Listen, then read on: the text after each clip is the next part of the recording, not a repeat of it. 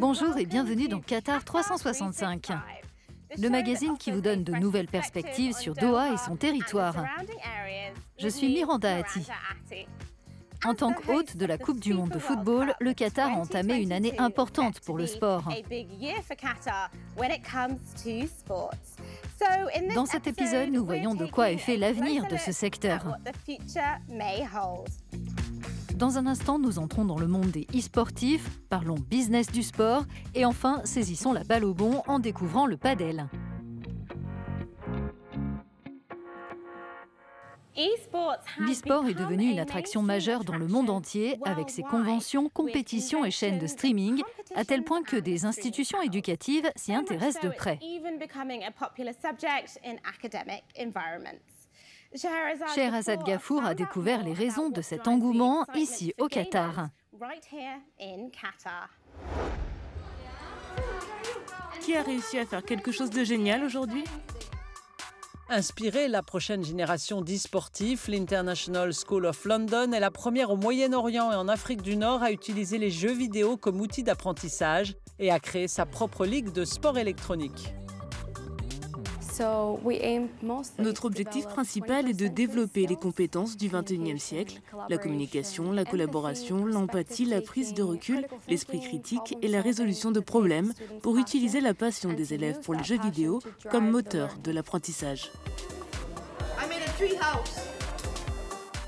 Je n'aurais jamais imaginé que dans une école, on serait autorisé à jouer à des jeux de ce genre, en particulier dans un club de jeux vidéo. Au début, on ne se parlait pas beaucoup, mais maintenant, on communique mieux entre nous. Le Qatar a désormais créé une fédération d'e-sport qui veut attirer davantage de tournois internationaux et d'organisations de gaming dans le pays. On est très content d'avoir pu aider l'International School of London. Maintenant, des institutions nous ont demandé si on pouvait les aider dans le domaine de l'éducation par le biais de la réalité virtuelle. De plus en plus d'écoles se rendent compte du potentiel de l'e-sport. L'équipe nationale de football électronique soutenue par la Fédération du football du Qatar occupe aujourd'hui la 10e place au niveau mondial. Ce sont des expériences comme celle-ci qui rendent l'e-sport tellement attirant. Avec ce casque de réalité virtuelle et ces capteurs sur mes chaussures, je peux participer à un match de foot comme si je me trouvais réellement dans l'un des stades du Qatar. On estime que l'an prochain, les sports électroniques seront pratiqués par 600 millions de personnes dans le monde et qu'ils généreront des recettes de plus de 1,6 milliard d'euros. Nous accueillons de plus en plus de femmes sur le site. Les jeux vidéo et l'industrie des sports électroniques en général prennent des formes très diverses. Dans les sports électroniques, on joue, on participe, mais on est aussi spectateur. Notre site offre 200 configurations avec une technologie de pointe pour participer, voir ses équipes préférées et jouer sur des écrans géants. Les tournois de jeux vidéo de ce type permettent également à certains joueurs d'en faire une activité lucrative à plein temps. Je joue et je m'entraîne tout seul et puis je peux me faire des amis au sein de la communauté. C'est un environnement où il y a beaucoup de compétition. Quand je perds un tournoi, je suis motivé pour m'entraîner encore plus dur et battre mes adversaires la fois d'après. C'est aussi une occasion unique pour les générations plus âgées de renforcer leurs connaissances en matière d'e-sport. L'une des expériences les plus marquantes pour moi a été de voir mon père assister à un tournoi. Et quand il a vu l'immense scène, les projecteurs et des personnes s'affronter et s'enthousiasmer pour cela, il a dit « c'est exactement comme le sport ». Il a dit ça alors qu'il ne connaissait pas le terme d'e-sport. On estime à 20 millions le nombre d'e-sportifs dans le monde arabe. Le jeu vidéo au Qatar gagne en importance, comme on a pu le voir lors des précédents tournois. C'est un secteur qui va devenir encore plus solide et plus tourné vers la compétition. Le dynamisme de la scène de l'e-sport au Qatar devrait certainement permettre à ce secteur de réaliser d'excellents scores. Le sport est une industrie de plusieurs milliards de dollars qui offre d'innombrables opportunités. Une nouvelle institution entend les exploiter. Il s'agit du Sport Accelerator du Qatar qui entend créer des possibilités d'activité et attirer des investissements étrangers dans ce secteur. J'ai interrogé son PDG, Azam Al-Manahi, pour en savoir plus. À l'époque, quand j'avais 15 ans, j'ai été appelé par la Fédération du football du Qatar pour faire partie des enfants de la FIFA qui seraient sur le terrain avec le drapeau et ramasseraient les ballons lors du match d'ouverture de la Coupe du Monde des moins de 20 ans. Comme je jouais au foot étant jeune et que je voyais l'essor de l'industrie du sport ici au Qatar, j'ai décidé de participer à cette success story et de rejoindre une équipe qui a réussi à diversifier les activités du Qatar, un État pétrolier et gazier, en développant le secteur du sport. Et quels sont les principaux objectifs et piliers du Sport Accelerator ? Le Sport Accelerator est un centre d'affaires pionnier unique en son genre. Il fonctionne sous l'égide de la fondation Aspire Zone. Notre principal objectif est de créer sous un même toit un écosystème, un environnement pour les entreprises du monde du sport qui viennent s'installer ici à Doha, mais aussi d'encourager les équivalents de ces entreprises, donc des entreprises locales créées ici au Qatar. Comment procédez-vous pour favoriser la croissance des entreprises du secteur du sport ? Quand on parle de sport, la première chose qui vient à l'esprit, c'est le dynamisme, l'action, la flexibilité. Donc nous essayons de créer cet environnement avec une perspective individuelle. Comme vous pouvez le voir autour de nous et dans le bâtiment, dès que vous entrez ici, vous pouvez sentir l'énergie du sport. Vous vous sentez déjà impliqué et attiré dans cet environnement créatif. Donc tout ne se résume pas à un bâtiment, c'est l'environnement qui est essentiel. Comment faciliter le business du sport sur le territoire ?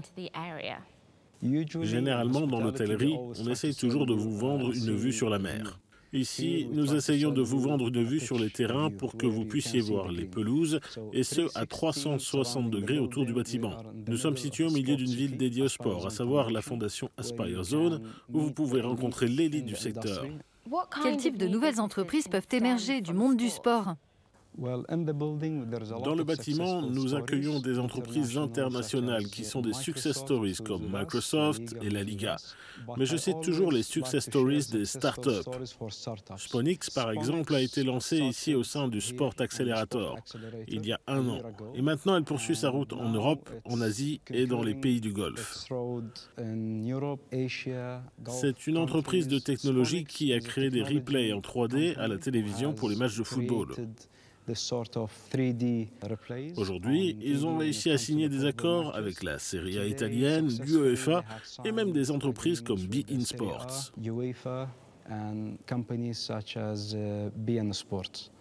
D'un point de vue plus personnel, qu'espérez-vous pour l'avenir du sport ? Je pense que nous avons mené à bien ce projet unique et que nous arrivons à maintenir cette croissance afin de saisir l'opportunité de la prochaine Coupe du Monde FIFA 2022.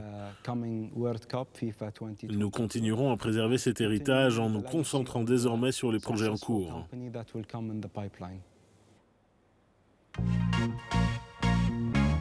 Vous n'avez jamais entendu parler du padel?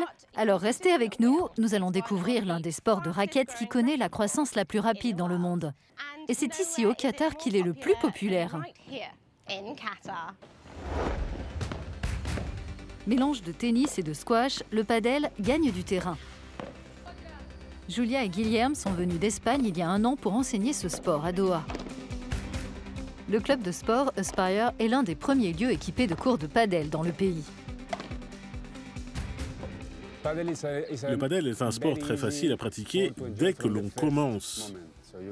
Vous pouvez vous lancer avec quelques amis ou quelques personnes sur un cours et quand vous essayez ce sport, vous vous sentez tout de suite capable de jouer. Quel que soit votre âge, votre technique et votre niveau de forme physique, vous pouvez en profiter immédiatement.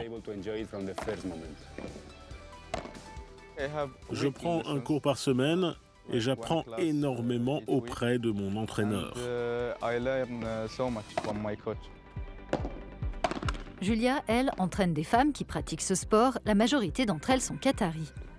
C'est incroyable parce qu'elles font des progrès, elles s'amusent. Chaque jour, de nouvelles personnes m'envoient des messages parce qu'elles veulent s'entraîner et essayer ce sport. Et après l'entraînement, elles restent sur les cours pour jouer avec leurs amis, retrouver leurs enfants. Elles veulent inscrire leurs enfants au cours pour que je leur apprenne ce sport et qu'ils progressent. Et j'ai même droit à un cours particulier. Vous allez frapper la balle. Maintenant. Vous savez, Julia, c'est plus facile que ce que je pensais. Inventé en 1969 par un homme d'affaires mexicain, le padel a décollé à travers le monde ces dernières années.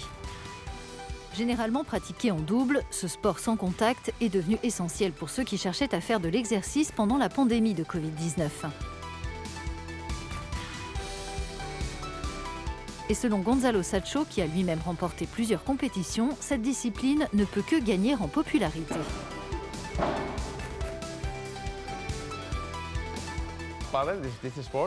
Le padel est un sport qui a démarré au Mexique et en Espagne.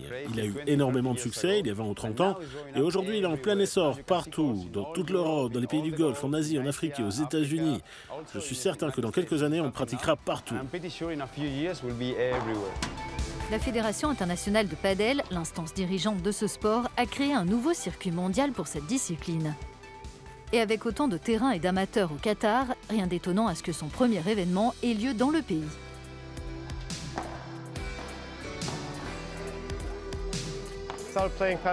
J'ai commencé à jouer au paddle il y a 2 ans avec mes amis. C'est, je pense, le sport le plus connu au Qatar. À mesure qu'il se développe, de plus en plus de personnes s'y mettent. Le niveau ne cesse d'augmenter, tout le monde passe du bon temps en le pratiquant. Et alors qu'un grand tournoi se prépare, le padel devrait encore marquer des points au Qatar. Que ce soit en tenant une raquette ou devant un écran, il est clair que les pratiques sportives sont en constante évolution. C'est la fin de cette émission. Si vous avez des questions, n'hésitez pas à nous contacter via notre hashtag Qatar365. Merci de votre attention. Rendez-vous sur euronews.com pour plus d'informations et à bientôt dans Qatar 365.